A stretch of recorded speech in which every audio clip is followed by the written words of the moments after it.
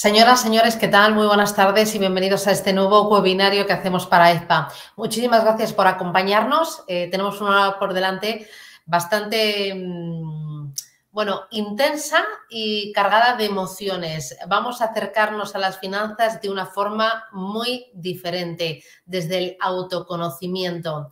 Pero enseguida les presento a la invitada que me va a acompañar.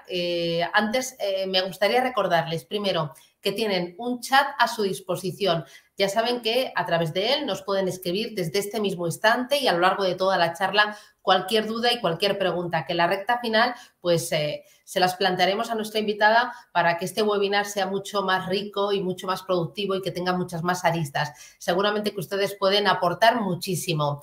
Y luego decirles que después de este webinario les vamos a pasar un cuestionario que ustedes deben rellenar si quieren que compute para su recertificación para EFPA. Así que muchas gracias, arrancamos y luego saludando ya a nuestra invitada que es Maena González. Maena, ¿qué tal? Buenas tardes. Hola Susana, Bueno, encantada. Maena lleva muchísimos años trabajando en el mundo financiero, en las finanzas, es coach, se ha especializado mucho en esto que llamamos behavioral finance, en las finanzas del comportamiento, y yo les tengo que confesar que la conocí hace, yo creo que fue antes de la pandemia, ¿verdad? Antes de la pandemia. Sí, me parece que sí. Sí, porque la invité a la radio, había publicado un libro que era Cenicienta trabaja en Wall Street, que era un libro de autoconocimiento, de finanzas, que te ayudaba a conocerte a ti y a incorporar las finanzas, el ahorro y la inversión, pues a tu planificación y a tu vida. Y la verdad es que me encantó, charlé con ella, hubo conexión, ¿verdad? Y, Ya lo creo. y a raíz de ahí pues hemos compartido otras entrevistas en radio, pero otras muchas conversaciones y reflexiones sobre el sector. Y la verdad es que yo aprendo y es otra forma importante de mirar a las finanzas. Y además cada vez más importantes porque he visto que hay, Maena, grados universitarios de Behavioral Finance. Sí, últimamente se están poniendo de moda y vamos a seguir en ello porque es muy importante mirar a las personas. Bueno, Así que a eso y venimos. fíjate, porque al final es tan importante el conocer a las personas, cómo reaccionan, cómo trabajan, cómo reaccionan ante el pánico, el miedo, la ignorancia o el exceso de información, que se ha creado un grado que es tan importante como el conocer el PIB, la inflación, los tipos de interés, cómo funciona la renta fija o cómo funciona la renta variable. Así que me parece estupendo, estupendo. Sí. Maena, lo primero, este webinar lo hemos titulado Finanzas Jacobeas. ¿Por qué? ¿Qué te ha enseñado a ti el Camino de Santiago? ¿Y por qué el Camino de Santiago y no una ruta por el Caribe o por el sur de España? Oye, que las playas son estupendas. Pues millones de gracias por venir conmigo a ser embajadora del camino, porque soy una enamorada del Camino de Santiago. Ya no sé cuántos llevo, no los cuento. Pero fíjate que nos contaban en el vídeo inaugural que vivimos en un mundo convulso, cambiante, volátil, y en este entorno quiero contaros un secreto. El Camino de Santiago es una especie de activo refugio, es la cobertura ideal. Yo digo que es una especie de GPS.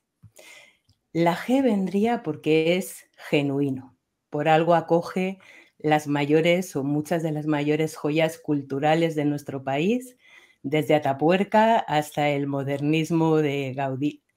Y además le han cantado todo tipo de autores, escritores, desde Cela y Rosalía de Castro, que nacieron en las puertas del camino, hasta Cervantes, de todos los países, o sea, es genuino, atrae la creatividad que llevamos dentro. Pero además es un camino, la P del GPS es profundo. Profundo porque innegablemente estás en contacto con la naturaleza, estás caminando, apela a lo físico, pero cuando llevas un tiempo en el camino, da igual que seas religioso o no, siempre encuentras también un componente espiritual. Por algo, durante 1200 años, muchísimas personas, cientos de miles de personas, han recorrido sus tierras con una esperanza. Y eso se recibe cuando recorres el camino. Y la S del GPS sería de sencillo. Cuando vamos al camino no nos acordamos de estas palabras que utilizamos en el entorno financiero, de si estamos hockeys, dobbies, de lo que es un ETF, y esto no te vale realmente para mucho, ¿no? Este camino va mucho más de ser y de sentir que de conocer y de saber. Y creo que es algo, una perfecta cobertura en este entorno tan buca en el que vivimos, ¿no? Tan volátil y tan desconocido. Pero es que además el camino tiene muchísimas similitudes con nuestra vida financiera. Porque fíjate que cuando vamos a irnos al Camino de Santiago, la primera etapa es una planificación, donde entran en juego las 5 W de todos los caminos, ¿no? ¿Cómo voy? Esto es en inglés, ¿no? El who, what, when, where. Decimos con quién voy, has tenido que decidir. Has tenido que decidir dónde, qué trozo del camino quiero recorrer o qué camino emprendo, ¿no? Has tenido que decidir cuándo, o sea, has hecho una planificación previa tan recomendable también cuando emprendes tu salud financiera. La segunda etapa, cuando vas a hacer el camino, es una inversión, porque vas a estar durante un tiempo dedicando tu esfuerzo, tu energía, tu tiempo a eso que has planificado previamente. ¿Y la tercera etapa cuál crees que es? Pues el conseguir los objetivos, ¿no? El jubileo se llama. Cuando llegamos a Santiago, ¿y a qué nos recuerda esto en nuestro camino financiero? A la jubilación. Es decir, tiene muchísimas similitudes e incluso en algunos caminitos, talleres financieros, hemos utilizado metáforas del camino para hacerlo más cercano a la gente que se atreve a empezar también su camino financiero. Por lo que me dices, el Camino de Santiago se parece mucho a el planificar o el ahorrar, ¿no? Primero tienes que, pues eso, el planificar, que tú decías, cómo voy, con quién voy, qué meto en la mochila. Muchas veces lo que nos pasa es que no planificamos, ¿no? Que nos movemos por impulsos. Ahora la bolsa está cayendo, la renta fija también está cayendo y dices, vendo, vendo, vendo. O bueno, nunca he invertido, tengo ahí un dinerillo o he recibido pues un dinero de mis padres o el patrimonio de la empresa, pues lo dejo a un asesor y delego absolutamente. O me meto en internet, lo diversifico en una banca privada, 3 plataformas y chimpún. Esto no es así, ¿no? No es espontáneo, porque si no, mal vamos, ¿no? Si empezamos el camino sin saber dónde vamos, con quién, ni qué metemos en la mochila, ¿no? Porque como metamos el bikini, ¿no? La Mal verdad vamos. es que es muy buena la pregunta porque hay tantas maneras de hacer el camino como personas, por eso hoy hablamos de algo tan individual, ¿no? Entonces, en cada una de esas etapas, yo he querido recoger hoy, pues, algunos de esos aprendizajes, pero como dice Susana, o sea, tú puedes no planificar y a lo mejor hasta te va bien invirtiendo en bolsa y a ver qué pasa, o sin contar con un asesor. Pero bueno, estas etapas del camino que debes hacer, sobre todo a tu medida, es lo que os invito también a explorar. Te pueden ayudar también, tanto en el camino como en la vida financiera, a tener una experiencia un poco más programada. Pero como decimos, cada uno elige, que es también lo más bonito de la vida, del camino y de tu salud financiera. Bueno, cuando uno decide hacer el camino, ¿no? Y emprender este viaje a través de las finanzas, lo primero nos tenemos que convertir o, bueno, o ponernos en la piel del peregrino. Esto en el ámbito del ahorrador, ¿qué significa? Decir, ¿cuánto ingreso? ¿Qué es lo que quiero? ¿Para cuándo lo quiero? ¿Lo hago a través de fondos? ¿Invierto en bolsa? ¿Cómo soy peregrino y cuáles son las ventajas de hacer las cosas bien? Pues allá vamos. Empezamos con la primera etapa del camino y con nuestro primer aprendizaje. Y bueno, en la primera etapa del camino, en la etapa de planificación, en esta que nos estabas comentando, Susana, lo primero que descubres o lo primero que a mí me llamó la atención en cada camino, me sigue llamando la atención, es que es una vía de autoconocimiento. ¿Y por qué esto del autoconocimiento? Bueno, aquí copyright de las fotos, porque para que sean más auténticos son fotos de mis caminos. Y cuando empiezas el camino te encuentras, yo pongo aquí 5 tips, pero podrían ser muchísimos más, porque somos los seres humanos, somos muy ricos, ¿no? Tenemos muchos perfiles. Pero digo, cuando empiezas el camino, cuando decides que vas a ir, lo primero con lo que yo me encontré, por ejemplo, fue con el miedo a soltar.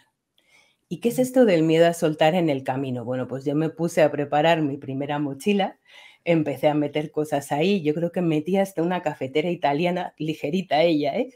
Por si acaso madrugaba y no me iba a quedar yo sin desayunar, hombre, o sea, eso de querer tener el control de todo nos vuelve un poco locos porque ¿qué consecuencia tiene? Que llevas una mochila, cuando yo quise levantar la mochila, mi cuerpo venció y me quedé mirando al techo, ¿no? ¿Cómo voy a recorrer 20 y pico kilómetros diarios con eso a cuestas, ¿no? El miedo a soltar. Y esto se pone también de manifiesto en nuestro camino financiero, nuestro miedo. Fíjate que hablamos de algo de dentro, ni siquiera hemos empezado a hablar de la parte más técnica. El miedo a soltar, por ejemplo, en nuestro camino financiero se pone de manifiesto en la dificultad para contratar un asesor financiero que nos diga un poco por dónde van los tiros. Este gráfico lo he sacado del último observatorio del ahorro de Bestinver y del IESE y nos cuenta que solo el 65% de las personas planifican su camino, el camino de sus ahorros, ¿no? Y en este 65%, dentro del 65%, solo un 25, 24,8 cuenta con un asesor financiero. Yo aquí veo el mismo miedo a soltar del camino, ¿no? Queremos tener nosotros el control, tenemos miedo o bien a soltar el dinero y pagar a un asesor, o bien a que decida o a que nos acompañe a tomar decisiones, y por eso vamos con mucho peso en la mochila, vamos demasiado cargados y esto nunca es buena idea. Fijad que aquí en el miedo a soltar pongo el 25% cuenta con asesores, en realidad es menos, es el 25 del 65, es un 16% de los que sí están planificando, están contando con un asesor financiero. La verdad es que es una proporción muy bajita, teniendo en cuenta lo dificilísimo que está el entorno financiero y la cantidad de sustos que te puedes llevar si no planificas o si no te acompaña un peregrino experto. La segunda cosa, muy pocos. son muy poquitos. Sí, yo no sé también si es porque a lo mejor hay mucha gente con poco patrimonio que piensa que no, en los bancos no le van a asesorar bien, o hay gente que por desconocimiento, o bueno, hay mucho dinero también colocado en depósitos. Todavía somos muy conservadores y decimos, oye, pues un depósito, un plazo fijo, que a mí me renta todos los meses, aunque hemos visto que ha habido años durante unos cuantos años que han estado en negativo. Pero sí, o falta de educación financiera, o comodidad, o desconocimiento, o eso, no soltar, el no delegar, ¿no? El no delegar, no soltar el control, a veces nos cuesta. Cuando vas al médico, confías ciegamente en el médico, pero con lo de las finanzas sí que cuesta el soltar, ¿eh? Sí que nos cuesta mucho más, y en parte, yo animo muchísimo a este foro maravilloso de asesores financieros, que los conozco muy bien porque he convivido tantos años con ellos y sigo conviviendo, a que les cuenten un poco lo que pueden hacer por ellos, a los clientes, porque la mayoría de los clientes es que ni siquiera conocen la figura del asesor. O sea que es una invitación súper importante vuestra misión ahora, con lo dificilísimo que está el patio, chicos. La segunda cosa... En este camino de autoconocimiento, ¿qué más pasos tenemos que dar? Pues la segunda cosa que yo me encontré y me llamó la atención es esto que juega en todas las relaciones humanas, que se llama culpa y victimismo. Probablemente, o sea, en mi opinión, el tema de los más graves con los que jugamos también en el mundo financiero. Y os cuento una anécdota, ¿no? El año pasado, 2021, camino francés, post-COVID, cuando ya entrábamos mi grupo de peregrinos en Galicia en agosto, decidieron cerrar el cupo de los albergues al 30%, es decir, donde cabían 100, ahora caben 30, una reducción considerable, ¿no? La tentación inicial, lógicamente, ¿cuál es? O sea, cuando no hay plazas en los albergues, no esperes encontrarte plaza ni en hoteles, ni en casas rurales, estaba aquello lleno de gente. la oferta de alojamientos es reducida porque son algunos pueblitos muy chiquitines, o sea, hay lo que hay, y muchos estaban durmiendo a la intemperie. Entonces, culpa y victimismo. La primera tentación fue, es que, ¿no? Señalar, el culpable es la junta que ha cerrado o el bicho maldito, pobrecito de mí. Esa es la primera tentación. Pero, ¿qué es lo que ocurrió en el momento 2? ¿Qué es lo contrario de la culpa? Asumimos la responsabilidad de lo que nos estaba pasando. Y bueno, por lo menos los que íbamos más o menos al compás en mi grupo, generamos un grupo de apoyo donde el que encontraba un alojamiento lo comunicaba a todos, hablamos con ayuntamientos para pedirnos que nos abrieran lo que se pudiera, aunque fuera de Strangis, ahora lo podemos contar, pero nos abrieron más de un polideportivo diciendo hemos dejado la puerta abierta para que entréis, o sea, no es que fuera lo más seguro del mundo, pero es que dormir a la intemperie, aunque fuera agosto, es complicado. Hay muchísima humedad. Y bueno, dejamos de ser víctimas y de culpar a nadie para pasar a la acción, ¿no? Desgraciadamente, en el mundo financiero, esto de la culpa y el victimismo nos trae muy locos en muchos aspectos, ¿no? Yo os traigo uno de ellos, que, por ejemplo, también del observatorio de Bestinberg S, veis en el primer cuadro, que el 71,6% de los inversores cree que su pensión es insuficiente para mantener el nivel de vida. Y muy preocupante porque aquí viene por franjas de edad. Fijaos que, por ejemplo, los de 45-54, esta es mi franja de edad, casi un 74% de las personas piensan que su jubilación no va a ser suficiente. Fijaos qué importante pasar a la acción porque ya quedan muy poquitos años para la jubilación y hay que empezar a actuar, ¿no? Y lo que veis abajo, que es un informe que hace Insurance Europe todos los años, nos cuenta que, sin embargo, a pesar de lo que ponemos arriba, la población española es la segunda que menos ahorra en Europa. Un 57% de españoles no ahorra. Solo nos ganan en no ahorrar los finlandeses, que es un 60% de la población. Resulta un poco llamativo, ¿no? Que una población que tanto se queja de las pensiones no llegan, son insuficientes, sin embargo, no asuma esa responsabilidad. Yo lo cuento en todos los seminarios. Cuando me invitan a hablar de finanzas, de lo que sea, hablo de las pensiones, porque creo que es tan importante que tomemos conciencia de esto. Por supuesto que lo que pueda ayudar al sector público, que nos eche una mano en lo que se pueda, pero siempre la pregunta es ¿qué puedes hacer tú para mejorar tu situación? Me parece importantísimo.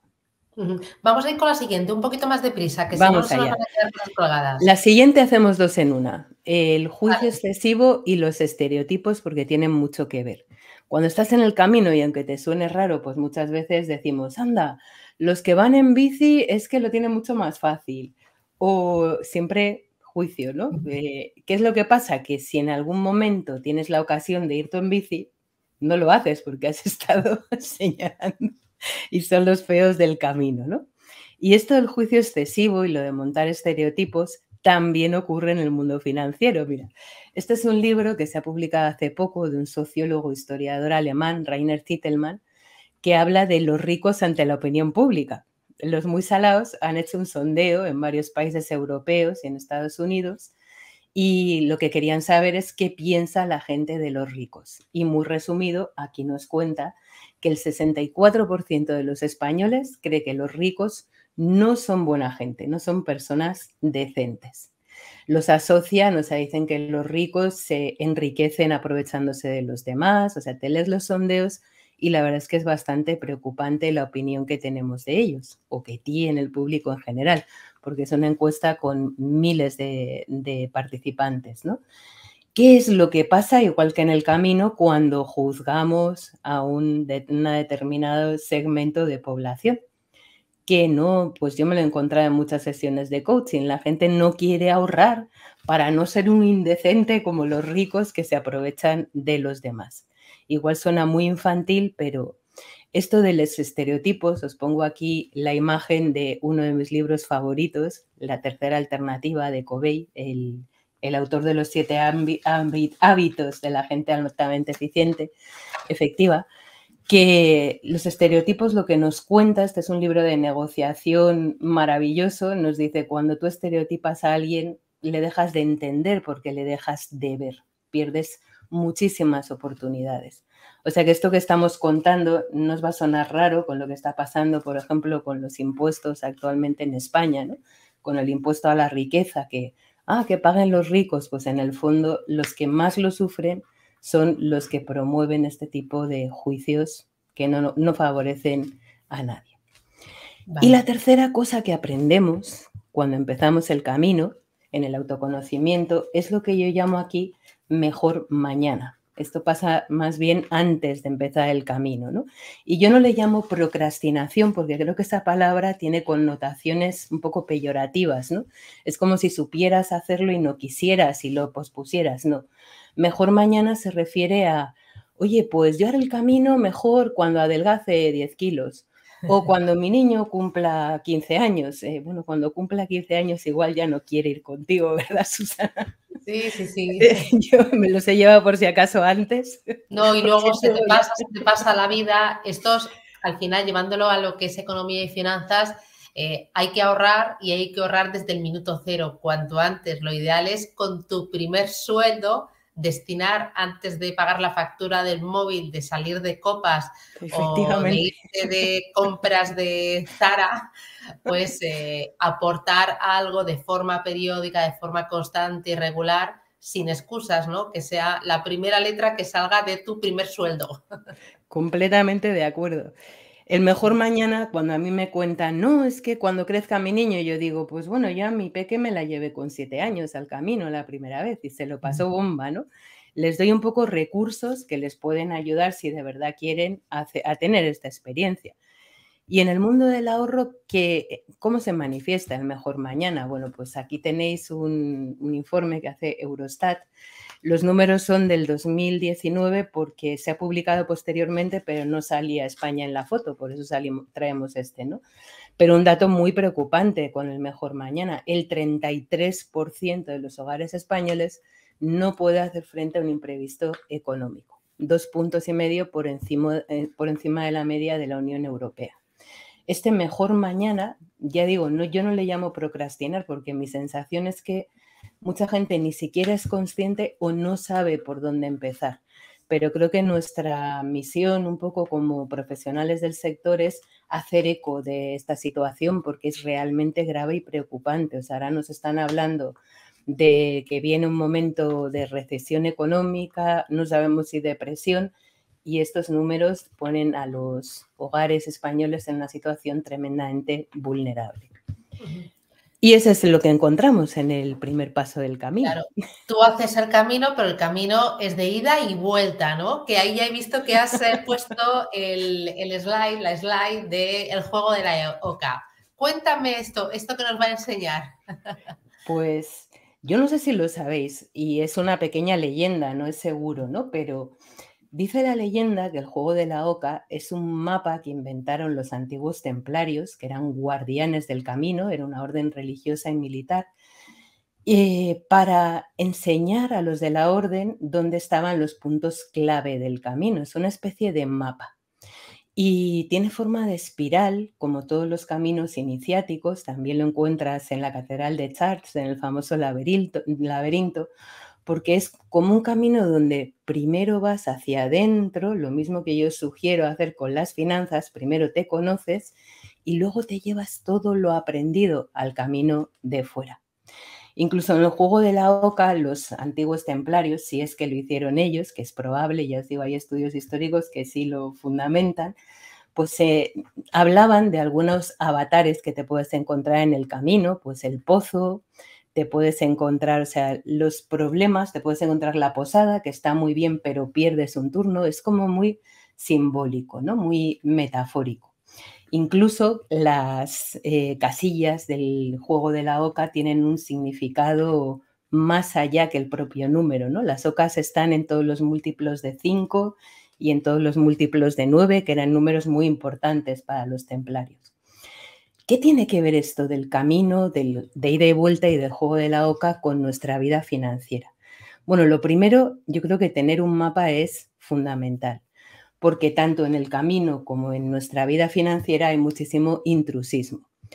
Tenéis aquí una estrofilla de la segunda parte del Quijote, en el capítulo 54. Don Quijote se encuentra con un judío converso que se llama Ricote, y Ricote le cuenta que había escondido sus tesoros en España y qué manera encontró. Ya sabéis que los judíos conversos fueron expulsados.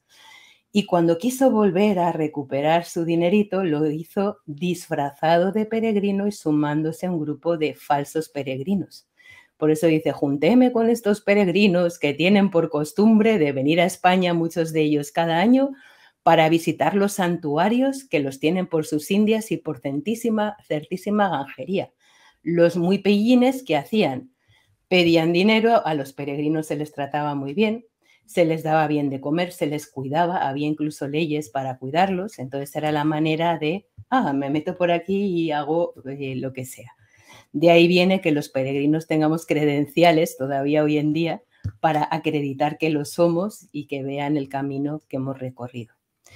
En el mundo financiero lo que nos encontramos, además de mucho intrusismo, no hace falta que os diga cómo, ¿no? O sea, muchos clientes no saben que las empresas de servicios de inversión están autorizadas por la CNMV, que hay una lista oficial, o sea, es muy importante saberlo. Hay formadores financieros que a lo mejor han hecho un curso de una semana, ni son financieros, ni tienen acreditación de formador, pero te cuentan la hecatombe de la crisis. O sea, hay que tener cuidado porque es una faena. Ya que emprendes el camino de aprender, que es tan importante, mejor hacerlo con gente que sepa, ¿no? Fíjate, ahora que lo decías, esta semana, como se ha celebrado y se está celebrando la Semana de la Educación Financiera, yo con muchos de los invitados que han pasado por el programa les preguntaba, oye, por ejemplo, la abundancia de redes sociales. Ahora tenemos TikTok, YouTube, tenemos Instagram, tenemos LinkedIn, la abundancia también de influencers. ¿Esto despierta el interés por las finanzas, por el ahorro o enturbia y enreda? ¿Tú qué crees? Porque a mí me da la sensación de que, hombre, la parte positiva es que igual que hay canales de cocina, ¿por qué no va a haber canales de finanzas? Y yo ya tendré criterio para decir, bueno, pues esta chica es una chapuza, si es de cocina, o oye, pues me gusta. Estoy completamente de acuerdo en que despierta interés y además es que hay gente en los canales de YouTube que lo hace fenomenal. O sea, yo soy fan de algunos de ellos. Sí. Lo que pasa es que tenemos cierta, te pongo aquí, infoxicación, exceso de información. Y además nos dice aquí, hicieron un estudio, el 46% de los que ven estos canales siguen los consejos de inversión. Qué peligroso. Porque es que yo he visto gente que conozco que no sabe gran cosa de finanzas, hablando de recomendaciones de inversión sin demasiado fundamento, con perdón, y claro, son muy buenos comunicadores, la gente les cree. Esta semana han puesto una multa a Kim Kardashian por hacer eco de una criptomoneda. Yo no sé lo que sabe Kim Kardashian de las criptomonedas, pero no contaba que había cobrado de la empresa. Es un mundo peligroso, entonces de momento CNMV, el tema de los influencers, lo vigila, pero no está regulado, o sea, no sabemos si lo que estamos viendo es oro o paja o no vale para nada. Entonces, por eso es importante tener cierto criterio, o sea, tener un mapita tuyo de por dónde van los tiros, porque te pueden entrar cosas muy poco agradables. Yo, y esto me lo llevo a mi terreno, soy de la idea de que el auge de redes sociales y el auge también de influencers ponen en valor cada vez más al periodista y nuestro trabajo, porque al final el periodista tiene la obligación de contar la verdad y de contrastar y de siempre trabajar y escribir o hacer una entrevista con rigor. Y entonces yo creo que el auge, muchos de mis compañeros piensan lo contrario, que al final hay mucho intrusismo y que cualquiera puede escribir un blog, hacer una noticia o montar un vídeo con cualquier comentario. Y yo creo que ahora más que nunca nosotros somos importantes. Yo también lo creo y además, vamos, de verdad me encanta la labor que estás haciendo porque nos das aquí en el menú del día una variedad de temas que ni se me ocurriría, ¿eh? Hoy estás con el hidrógeno, mañana con la comunicación y hoy con el Camino de Santiago. Es cierto, o sea, sí, es un regalo y sea como sea que haya inquietud, clarísimo que es bueno, o sea, yo creo que sí, pero hay que tener criterio porque te puedes meter en un lío, la verdad, hay recomendaciones muy poquito acertadas. Luego, decías que este es un camino, entiendo que es un camino de colaboración. Tú cuando inicias el camino de Santiago, igual que cuando inicias el camino del ahorro y de la planificación financiera, tú debes colaborar. ¿A qué te refieres? El camino de Santiago por excelencia. Bueno, antes de pasar a la colaboración, yo os decía, camino de ida y vuelta, que creo que también es importante, porque lo que vamos aprendiendo es importante que lo integremos en el camino, ¿no? O sea, que las experiencias que vamos teniendo, ahora vamos con la colaboración, ¿eh? Las experiencias que vas teniendo en finanzas te las tienes que ir llevando, las tienes que ir integrando en tu vida. Y una de las cosas que veo cuando miro por encima el mundo del ahorrador español, lo del camino de ida y vuelta, es que, por ejemplo, seguimos siendo regulares en la diversificación del ahorro. Hemos vivido hace menos de 15 años una crisis, una burbuja inmobiliaria que ha dejado tiesos a la mitad de los españoles, o sea, nos ha dejado muy mal, hemos perdido mucho dinero y sin embargo, fíjate, el 43% del ahorro, y sistemáticamente es más o menos esta cifra todos los años, sigue estando en inmuebles. No digo que no haya que invertir en inmuebles, sino que parece que no volvemos, que no integramos lo que hemos aprendido, ¿no? O, por ejemplo, el siguiente, sistemáticamente, esto es un informe de Inverco que nos dice el ahorro financiero de los españoles en qué está invertido, sistemáticamente alrededor del 40% del ahorro está en depósitos.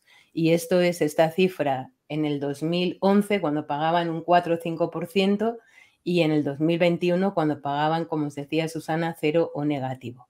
Es decir, parece que no estamos integrando mucho las cosas que vamos aprendiendo en el camino. Y esa es otra de... Fíjate, ahora que hablas de los depósitos, yo he acudido a muchas de las charlas de Luca Lazzarini de Banco Mediolanum y me hace mucha gracia porque él me dice, bueno, y él dice también al público, ¿cuál es el producto de mayor riesgo? El depósito, porque tú sí o sí sabes que vas a perder. Dice, tú ya afirmas que vas a perder frente a la inflación. Si antes estaban al 0% y la inflación estaba al 2%, tú ya estabas firmando que ibas a perder un 2% y te quedabas tan tranquilo. A día de hoy, la inflación está en el 9% y los tipos de interés están al 2%. Cuando pierdes un 7%, ahí tú firmas de que sí vas a perder. Y tan tranquilos. Pero no lo integramos. Como que no nos importa. Sí, lo aprendemos. ¿No? Ahí seguimos. Sí, pues nos vamos, si quieres, con lo que decías del camino de colaboración y lo mismo. Ay, aquí ahora el pasa. Ah, vale. Vale. Decíamos, es un camino de colaboración, nuestro querido Camino de Santiago. Yo tengo una anécdota muy breve. Bajando una montaña en el Camino de Santiago, el año pasado hubo un accidente gravísimo. Unas personas que iban en un tándem se pagaron una impresionante. Y como si fueran hormiguitas, bajaron peregrinos que no iban por la carretera, iban por el camino y en nada montaron ahí un tenderete para atenderlos. Por supuesto no los movieron, pero incluso les hicieron una especie de sombrilla a los que se habían caído en mitad de la carretera para que los 40 grados a la sombra que había no les abrasara la piel. O sea, una cosa impresionante. Es un camino donde todo el mundo, por lo menos mi experiencia, va sabiendo que está allí para algo y está a disposición del personal. Por supuesto, habrá sanísimas excepciones, ¿no? Pero esto lo que crea es una especie de, diríamos en finanzas, know-how, ¿no? Hay un saber hacer del peregrino. Cuando tienes un problema, sobre todo, se comparte y se comenta y esto hace que la gente aprenda de las experiencias de los demás. Cuando tú has estado en un albergue y ha habido un problema, todo tu grupo en torno lo va a saber. Cuando hay un camino que no está en buenas condiciones o mal señalizado, se dice. Y en finanzas, ¿hablamos de los errores? ¿La gente cuenta cuando pierde dinero? No. Es complicado, ¿verdad? No, entonces, la gente cuenta cuando gana. Luego nadie nunca pierde. Y si hablas con el señor de la cena de Navidad, siempre gana. Todo el mundo gana. Pues aquí os traigo, por ejemplo, camino de colaboración. Uno de los aspectos donde no colaboramos, esto me lo encuentro mucho en las sesiones de coaching financiero. Cuando tú emprendes un camino financiero es importantísimo que estés armonizado con tu pareja, porque imagínate que uno es muy austero, el otro tira la casa por la ventana, pues va a haber lío, ¿no? Aquí lo que os traigo aquí es un informe que se hace en Estados Unidos, una encuesta sobre infidelidades financieras. Nos dice que el 43% de los adultos ha cometido algún tipo de engaño financiero. Llámale comprarte 300 modelitos y esconderlos debajo de la cama cuando has quedado en ahorrar, o irte de juerga loca o sea, es un poco alta la cifra, ¿no? Y además es muy relevante porque muchas parejas se rompen precisamente por este tipo de infidelidades. Te encuentras que lo que tenéis aquí, ¿no?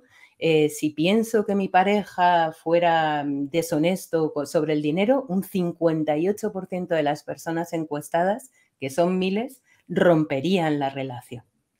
¿Esta proporción será así en España?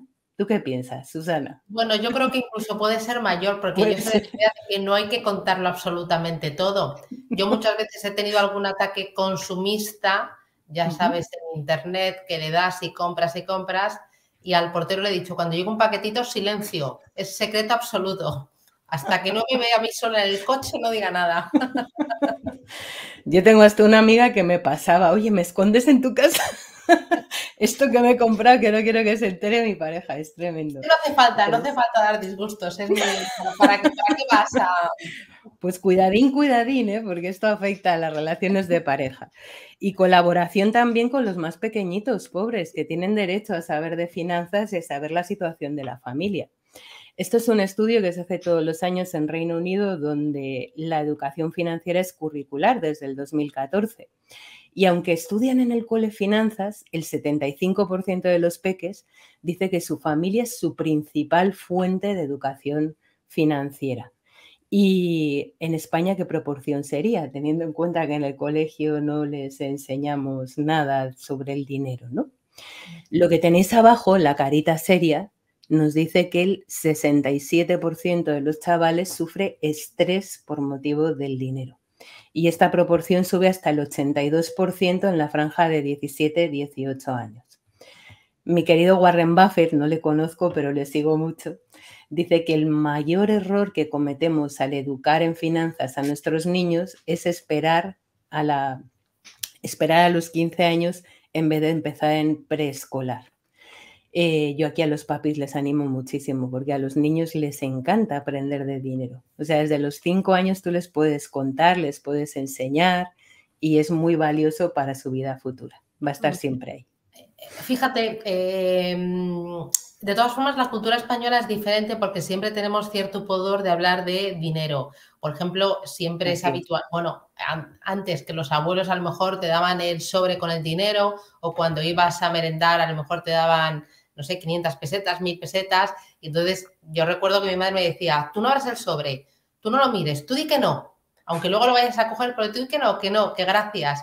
O no sé, a veces con, oye, que el primo ha cambiado de trabajo, ¿y cuánto gana? No, eso no se pregunta, eso no se pregunta. Entonces tenemos mucho pudor en la familia y en la sociedad española a hablar de dinero. Ya Yo, por creo. ejemplo, sí que lo practico. En casa hablamos mucho de dinero, de lo que entra, de lo que cuestan las cosas. Yo les enseño la factura con lo que cuesta el colegio. Si tiene un profesor particular, yo le doy el dinero al niño para que se lo pague al profesor particular. Si hacemos un viaje, yo les enseño la factura, la comparto en el WhatsApp para que lo vean. Y sí, yo sí que lo practico, pero creo que tenemos ahí un problema como sociedad. Sin duda, nuestra educación judio-cristiana aparta el dinero a un lado y es hora de mirarlo, ¿eh? Sí. Así que enhorabuena y cuéntanos siempre que puedas esas prácticas familiares, porque... O sea, yo, por ejemplo, hablo mucho de, no sé, de impuestos, que muchas veces, o no sé, con los colegios, yo les explico, oye, mira, hay colegios públicos y hay colegios privados. Los públicos los pagamos todos, los privados, pues solo una gente, pues porque puede o porque no le gusta el sistema público, pero le cuento lo mismo con la educación, o muchas veces cuando vamos y compramos algo, mira, el impuesto un 21%, pero es que, claro, si necesitamos carreteras, bomberos, no le cuento todo, claro, le cuento la parte bonita. Si necesitamos bomberos, policías, que arreglen las farolas, pues tienes que poner un poquito a la hucha común. Sí. Me encanta, gracias, Susana. Tenemos una embajadora, tenemos una embajadora magnífica. Lo intento, ¿eh? Pues si quieres nos vamos con la cuarta, Muy bien. con la Vale. cuarta cosita que aprendes en el camino, que es toma impulso en la globalización, le hemos llamado.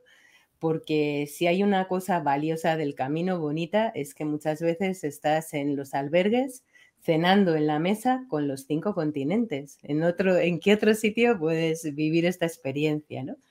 Y en la globalización, conviviendo con gente con culturas tan distintas, aprendes, bueno, yo me acuerdo que un día llegando a Zubiri, cerca de Roncesvalles, llevaba una rodilla fatal y llegó un mexicano con un mejunje que tenía hasta peyote, que es una droga horrorosa.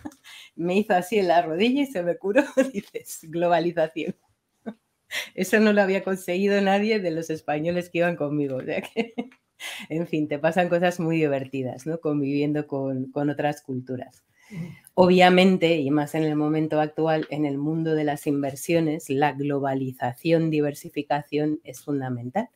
Os traigo aquí esta sábana que publica cada trimestre JP Morgan, que se llama en su Guide to the Markets, en la guía de los mercados, donde cada cuadradito de cada color es un tipo de activo y en diferentes zonas geográficas. No vamos a ver lo que ha hecho cada uno de ellos, lógicamente, ¿no? Pero sí os invito en una visión general a ver que lo que va bien hoy, el cuadradito azul que está hoy arriba del todo, mañana está abajo. O sea, es muy valioso el hacer diversificar, ¿no? El coger un poquito de cada uno y aprovechar esa globalización que te permiten los mercados financieros. Tanto en el camino como en tus finanzas va a mejorar muchísimo tus resultados, seguro. Al final, yo que hablo con mucho asesor financiero y con mucho gestor, la norma es diversifica en distintos activos, tanto renta variable como renta fija, ahora también alternativos, diversifica también en distintas regiones, diversifica en distintos estilos de inversión, distintos tamaños de compañía, aunque tu parte central, pues no sé, sea renta variable americana, porque estás convencido de que es el futuro, que le ves más visibilidad, que es una economía mucho más flexible, dices, tengo que complementar esa cartera no solo con una única apuesta, sino con otras apuestas que me permitan eso, construir una cartera y no coleccionar fondos de inversión ni coleccionar activos, que luego se trata de diversificar con criterio, ¿no? De forma inteligente. Y bastante difícil hacerlo, cada vez nos lo pone más complicado el mercado, pero sí, me parece una muy buena recomendación. Y bueno, nos quedaría un último tip del camino que os pongo aquí, que cada paso es el camino. Y esto es una cosa a lo mejor un poco personal, ¿eh? Yo tampoco os quiero convencer, pero cuando estás en el camino hay gente que va obsesionada con llegar a Santiago lo más rápido posible, obsesionada con terminar su etapa a una determinada hora o con llegar a su destino. Mi manera de vivirlo es un poco más hippie, ¿no? O sea, yo me dejo fluir. El día que me quiero levantar más tarde, pues así es. Y otro día hago otra cosa, o sea, un poco me lo dejo sentir, diríamos. Y yo creo que es importante o es valioso, no importante, vivir cada momento del camino de tu vida financiera plenamente. Aquí os digo, pues, por ejemplo, los peregrinos llevan credenciales, llevamos una especie de carnet donde vas sellando y la gente cada vez acumula pues más sellos, que es el camino, ¿no? Pues así hablan las crónicas del lugar de turigrinos, los turistas del camino, que muchas veces van, pues, que no están preocupados en integrar cada etapa, ¿no? Pues aquí veis una comida donde nos fuimos juntando, íbamos a comer 2 y acabamos todos estos en la mesa, eso fue este año, ¿no? Y ese también es un paso del camino. No era importante llegar antes o después, sino compartir y ver qué tienen los demás para ti. En el fondo, yo creo que lo más bonito, lo más valioso, de las cosas más válidas que yo he aprendido del camino, es esto de respetar tu propio ritmo y disfrutar de cada momento sin obsesionarte por el resultado. ¿Por qué me lo llevo a la vida financiera? Porque yo me he encontrado, yo creo que te lo comenté una vez, Susana, en los talleres artesanales de educación financiera que hago, que en fin, son un regalo de la vida, pues muchas veces se me agobia el personal, porque es como, jo, Maena, es que hay tantas pautas que no sabemos por dónde tirar. O te obsesionas tanto con ahorrar tanto al mes que al final te pones metas muy, muy obsesivas y no las cumples porque no lo disfrutas, porque no te puedes llevar ese objetivo a tu día a día. Pues si te gusta salir un día, sal, y también ese día ahorra menos, pero toma conciencia, o sea, haz algo que sea fácil, integrado para ti y que sea amable, porque si no es fácil, igual que en los regímenes de adelgazamiento, los abandonamos cuando nos hartamos, pues aquí exactamente igual, ¿no? En tu vida financiera exactamente igual. Al final es, como tú dices, integrarlo en tu vida, no intentar conseguir el objetivo el día uno, ¿no? Sino al final, durante toda tu vida, ponerte distintos objetivos y ser paciente. Tengo entendido, Maena, que las mujeres somos mucho más pacientes y mucho más racionales que los hombres. Ahora, por ejemplo, estamos en un momento muy complicado para la bolsa y también para la renta fija, con caídas de doble dígito en ambos activos. Y hay salidas de dinero, hay reembolsos de muchos fondos de inversión. Los hombres son más... aguantan menos las pérdidas, las mujeres tenemos más ese objetivo de largo plazo. ¿Somos diferentes?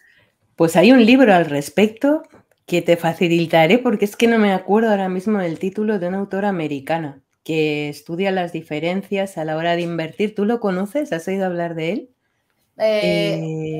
No sé, yo soy muy mala para los libros, pero sí que he oído que somos diferentes. Bueno, a las charlas que voy, Sí. y a algún O sea, artículo que he leído también. mi experiencia sí te la puedo contar, que mi sensación es que somos como más pausadas, ¿no? Porque por la propia, o sea, las mujeres y los hombres es que no somos iguales, por mucho que nos empeñemos, pues generalmente ellos tienden a ser más impulsivos, nosotras más tranquilas, pero como a mí no me gusta generalizar tampoco, o sea, yo puedo hablar de lo que he vivido, pues esta autora americana, que os lo facilitaré, o luego te lo digo, escribió un libro hablando, o sea, haciendo estadísticas de las diferencias y sí, somos diferentes a la hora de invertir. Generalmente nosotras somos más conservadoras que ellos y más constantes, de las cosas que yo recuerdo de este estudio, muy interesante también. Fijaos qué cantidad de regalitos.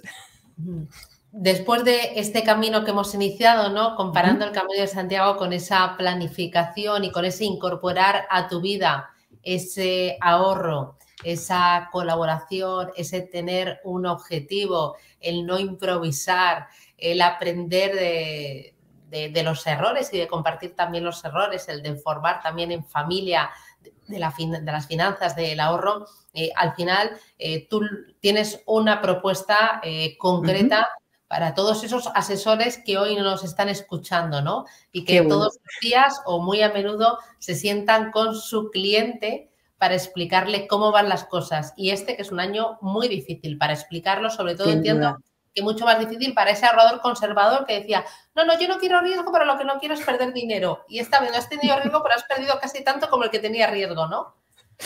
Desde luego que sí, es que yo conozca y llevo más de 30 años en el mundo financiero, siempre lo decimos, pero es que este es de verdad. Es el año más difícil que hemos vivido porque, y para los asesores más, porque es que la renta fija ya no es refugio. La renta variable, lo que comentabas, ambas caen más de 2 dígitos. Solo ha ido bien este año el dólar y la energía. Y con muchísimos bandazos. Entonces, y fíjate que los que tienen hipotecas también van a sufrir un aumento brutal del gasto. O sea, es que son todo malas noticias, ¿no? Entonces, independientemente de lo que pase fuera, porque hemos dicho que esto del camino y el camino interior es un GPS, y con todo el respeto a la magnífica labor que están haciendo los asesores financieros que nos acompañan, que es una gozada. O sea, yo colaboro, por ejemplo, con el programa de EFPA de voluntarios de educación financiera. Es un regalo la calidad que tiene. Lo que yo os propongo aquí es incorporar una especie de capítulo cero, que no es necesariamente finanzas conductuales, sino es algo muchísimo más personal, ¿no? Es explorar este paso primero, ¿no? O sea, cómo nos movemos, nuestras creencias y emociones acerca del dinero, porque en mi experiencia es una de las principales trabas que tenemos a la hora de invertir. O sea, realmente para mí la diferencia entre el turista financiero y el peregrino financiero es esa capacidad de integrar el camino de salud financiera en tu vida. Y eso depende muchísimo de tu capacidad para hacerlo tuyo. Si tú piensas que no quieres soltar, que quieres tener el control, o sea, primero es importante trabajar esas creencias para luego seguir el camino técnico de las finanzas. Hemos hecho muchos pasos en ese sentido, o sea, con los psicólogos económicos nos han enseñado, por ejemplo, los sesgos a la hora de invertir, es muy importante, pero tenemos que recordar que una persona no es los errores que comete a la hora de invertir, ¿no? Eso sería como pretender que educar a tu hijo es enseñarle que aprenda bien las matemáticas, ¿no? Una persona es algo inmenso, o sea, a mí me produce respeto hasta hablar de esto, ¿no? Entonces, lo que yo hago en los talleres artesanales es descender hacia las creencias de la persona, que muchas veces te las está contando en su lenguaje, en su forma de actuar, y tratar de hacer esa integración, esa armonización de su camino financiero y su camino de vida. Ahí el asesor financiero tiene que hacer un trabajo muy importante para escuchar al cliente, ¿no? Para conocerle muy bien y a raíz de ahí darle la mano, que confíe, generar esa confianza en momentos duros, en momentos buenos, en momentos cercanos a la jubilación o en momentos de inicio de ese ahorro, de esa planificación financiera y caminar de su lado, ¿no? Ya lo creo. Y además es que el momento actual es tan importante, o sea, por todo lo que hemos visto, ¿no? O sea, vale que el mundo esté revuelto, pero lo tuyo es genuinamente tuyo, o sea, tu vida financiera te pertenece. Yo creo que es muy importante que la gente empiece a sentirlo así y que vea en el asesor a un compañero magnífico de camino, que además están súper preparados, o sea, con todos los programas de formación que han hecho estos últimos años, es que son increíbles, o sea, son muy buenos acompañantes y ¿por qué no los vamos a aprovechar? O sea, son unos embajadores magníficos de la educación financiera. Me han llegado algunas preguntas, mira, dice María Soledad, dice, muy Ujú. interesante, yo soy de los que opinan que los resultados de nuestras carteras se ven muy influidos por las emociones y por eso considero que es muy importante tener conocimientos sobre behavioral finance. ¿Sabes de algún posgrado, de alguna formación universitaria que nos pudieras recomendar para adquirir más conocimientos de esto? ¿Conoces algún libro, alguna publicación o alguna revista que vaya enfocado a esto? Libros muchísimos, o sea, desde los más clásicos de Kahneman o Thaler, que son divertidos además de leer. Tenemos 2 premios Nobel de Behavioral Finance que nos han regalado libros muy divertidos con experimentos con sus estudiantes. Bueno, el pensar rápido, pensar lento, son unos clásicos, ¿no? En Cenicienta trabaja en Wall Street, no voy a hacer momento marketing, pero también te hablo de Behavioral Finance. De formación universitaria, lo que o sea, la que yo conozco, hay un doble grado en psicología y economía en ICADE, en universidad privada, y también tienen doctorado en el tema, que yo sepa. Y no sé de otras universidades en España. Fuera de España sí, porque es un tema muy en auge. A mí me suena que en el IE también hay un grado, lo llaman economía social, que no sé cuánto de finanzas del comportamiento tienen. Y sí que sé que tienen algunos máster y algunos programas de dirección muy enfocados también a las finanzas del comportamiento. Y bueno, hay muchas publicaciones también. Oye, 3 consejos para el asesor financiero que se va a tener que enfrentar a finales de este año al cliente, tanto al audaz como al conservador, tanto al hombre como a la mujer, tanto al joven como al mayor, y explicarle cómo van las carteras y cómo ve el escenario futuro, ¿no? Con inflación, recesión, tipos de interés. Yo a veces digo, vamos a esconder la cabeza, no quiero saber nada más. La verdad es que es muy, muy delicado y complicado el año actual, pero bueno, pues sobre todo muchísima confianza en su buen hacer, porque es que están súper bien preparados, o sea, eso de ellos hacia sí mismos. Y hacia sus clientes, pues muchísima humanidad. O sea, a la gente le apetece ser escuchada. Nos sentimos muy perdidos cuando, o por lo menos es lo que yo vivo, yo no hago asesoramiento porque no estoy acreditada para asesorar, pero sí acompaño a mucha gente a aprender sobre finanzas, ¿no? Y lo que veo en la gente que viene a los talleres es que se sienten como muy desprotegidos, muy perdidos, que tienen mucha necesidad de hablar y compartir su experiencia, ¿no? Y creo que simplemente escuchar es un regalo para poder hacer un asesoramiento a medida. Y que mucho ánimo. Y para terminar, que siempre me gusta terminar los webinarios con un broche de oro, con un titular. Dame un mensaje, un titular para que yo luego difunda en redes sociales y cuando escriba el blog lo resalte bien en negrita. A mí lo que más me gusta del camino es tu GPS, el camino, tu GPS en un mundo buca. Tu GPS de genuino, profundo y sencillo en un mundo cambiante. Profundo y sencillo. Estoy aquí como una loca tomando notas. En un mundo buca que ya sabes lo que es porque los tienen locos con volátil, incierto. González, ha sido un auténtico placer contar contigo para recorrer este camino, para convertirnos en peregrinos. La verdad es que se me ha pasado volar. Lo he disfrutado, comparto mucho, aunque creo que es luego difícil es seguir todos los pasos, pero uno colaborando, bien acompañado con una planificación y un buen guía y compartiendo lo puede conseguir. Muchísimas gracias. Gracias también a todos los que nos han acompañado. Por favor, no se olviden de rellenar el test que les vamos a pasar a continuación para que les cuente para su recertificación en ESPA. Y Maena, un placer. Muchísimas gracias. Muchísimas gracias. Te sigo y a todos ustedes feliz tarde. Muchísimas gracias. Hasta la próxima. Gracias. Hasta pronto. Gracias.